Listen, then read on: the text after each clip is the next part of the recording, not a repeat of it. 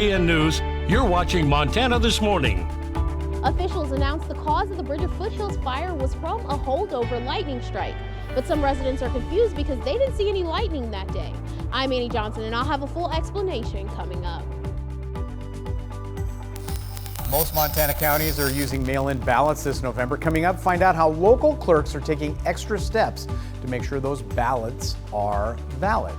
It is 6:30 on this Thursday. Chet Lehman, Matt Elwell with you. It's not an here. easy thing to say, valid ballot. No, it's not. Yep. And you can't make it hard for me at all by this time of the week, Matt. You know, the hardest thing for us today is going to be the air quality in our Again, weather yeah. forecast. Unhealthy, and we're right in the middle. I checked all the 4 reporting stations here in southwest Montana. I just don't see us getting better initially.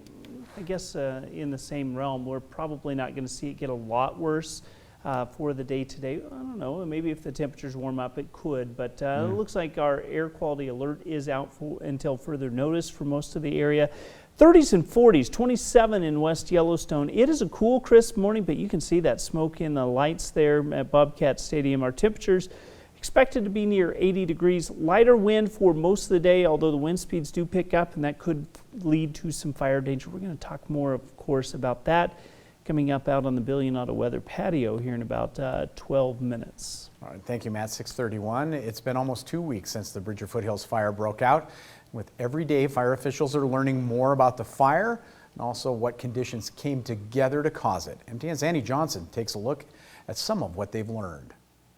Well, we do know a lot more about the Bridger Foothills fire now, but let's go back to the beginning and explore what caused it.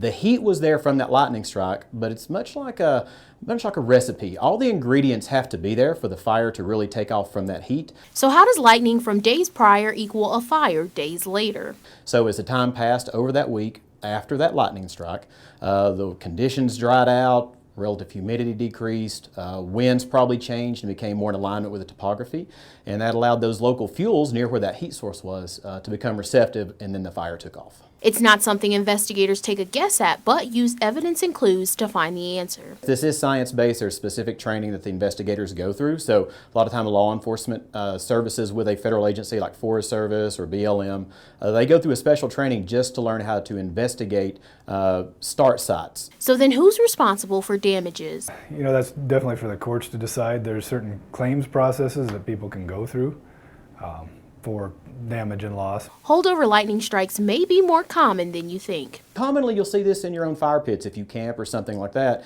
You go to bed, the fire seems out, and then sometime midday the next day you notice it start to smolder again. That's because it's midday, the solar radiation has got on that, it's dried it out and allowed that heat to start smoking again. So it's very similar to that.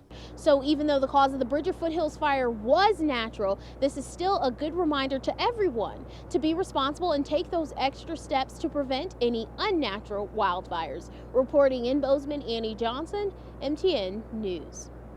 6:33 now. Lone Star Fire in Yellowstone National Park has grown by about 500 acres. In a release, Park Service crews say the fire grew from about 3,300 acres to more than 39, due mostly to spot fires creeping and smoldering. Grand Loop Road near Old Faithful to West Thumb still open, but Park warns it could close at any time if that fire gets too close or if there is too much smoke across the roadway.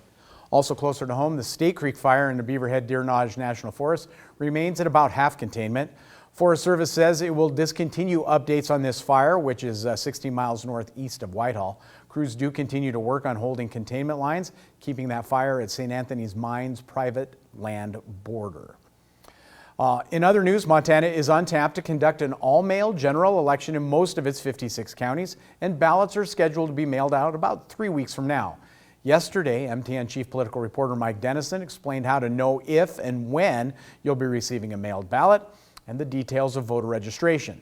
This morning, he takes a look at the security and procedures in place to verify and count those thousands of mailed ballots. In 46 of Montana's 56 counties, ballots will be mailed to all registered voters on October 9th, along with absentee ballots in the other 10 counties, which will also have polling places open on Election Day. Soon after that October 9th date, mailed ballots whose postage is prepaid will start pouring back in to county election offices. That's when local election officials start the verification process for those ballots. They check the signature on the outer envelope to see if it matches up with the signature on that person's voter registration. I think a lot of people get confused and think basically we're just checking, is this name the name that's signed? But there's a lot more to that. We're looking at the overall character of the signature, the slant, the way the letters are formed. We're looking for, if it's slightly different, is it an explainable difference? If the signature doesn't seem to match, or if there is no signature, the voter is contacted by mail. For the ballot to count, the voter must provide the proper signature and ID. Many of these problems are resolved, but some are not. During the all-mail ballot primary election in June, less than 1% of returned ballots were not counted because of signature problems. Each envelope also has a unique barcode assigned to that specific registered voter. That tracks whether you voted and is another security step to prevent anyone from voting more than once. Once a ballot is verified, election workers open this outer envelope and take out the unmarked secrecy envelope, which contains the actual ballot. These envelopes are stored in a locked room until it's time to count the ballots. In larger counties, on the Thursday and Friday before the election, October 29th and 30th, election workers start opening these envelopes to unfold the ballots and prepare them for counting. The tabulation by machine starts on Monday, November 2nd, the day before Election Day. Most of the mailed ballots are counted that day, but results aren't released until after 8 p.m. on Election Day. Cascade County Clerk and Recorder Rena Fontana Moore in Great Falls says this entire process is pretty much what county election officials have been doing for more than 2 decades when they count absentee ballots and local all-mail elections. County election administrators say the process is well vetted and that all-mail ballots this general election just means a bigger volume. Most ballots cast in Montana elections, even polling place elections, are mail ballots. Even when we have polls open, most people have been voting absentee. So the system has been tested. It's been tested for years, and we haven't seen voter fraud happen through this system. Missoula County Election Administrator Bradley Seaman said this election will be his county's 5th consecutive all-mail election. He says he's looking forward to it and to a record-high turnout, just like in the primary. There are 2 lawsuits filed by Republican Party groups and voters trying to block the all-mail election in Montana based on several grounds. A federal judge will hear those lawsuits next Tuesday. In the meantime, election officials in 46 counties are proceeding full steam ahead with plans for the all-mail election. Reporting from Helena, Mike Dennison, MTN News. Now, Mike tells us the counties that will still have polling places on Election Day are Mineral, Powell, Fergus, Stillwater, Carbon, Broadwater, Petroleum, Powder River, Treasure, and Webo. Staying on topic, support is growing for early voting, but there's still a lot of distrust for voting by mail. Just over 3 in 10 people say they're very confident their vote will be counted accurately if they do vote by mail. Nearly 7 in 10 say the same thing about voting in person on Election Day. That's according to a new poll from the University of Maryland and the Washington Post. There's a big racial disparity in perceptions about election integrity as well. 71% of Black Americans in the poll say it's easier for white Americans to vote. 34% of white Americans believe that's the case. There's a historic trend of distrust in government amongst racial and ethnic minorities.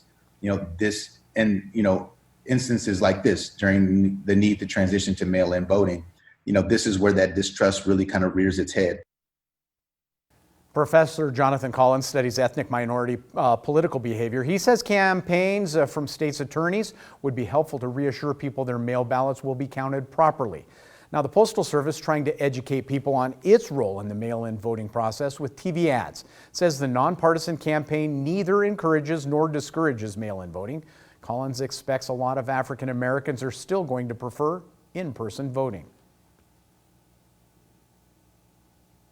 There is this sense of pride that you get from showing up to your precinct, to your polling station on Election Day, and in person casting your vote.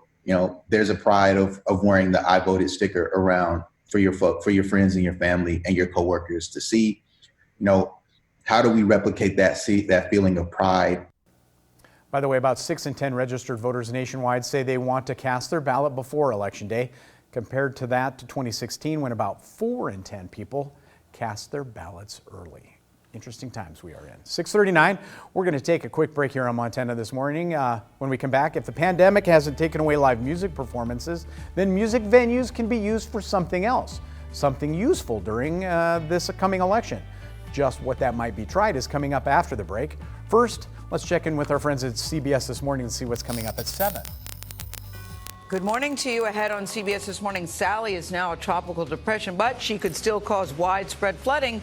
She moves across the southeast. We'll take a look at the damage the hurricane left as millions begin that cleanup process. That is no fun. Also, only on CBS This Morning, former CDC director, that's Tom Frieden, hear what he has to say about the president contradicting the CDC's coronavirus vaccine timeline and the benefits of wearing a mask.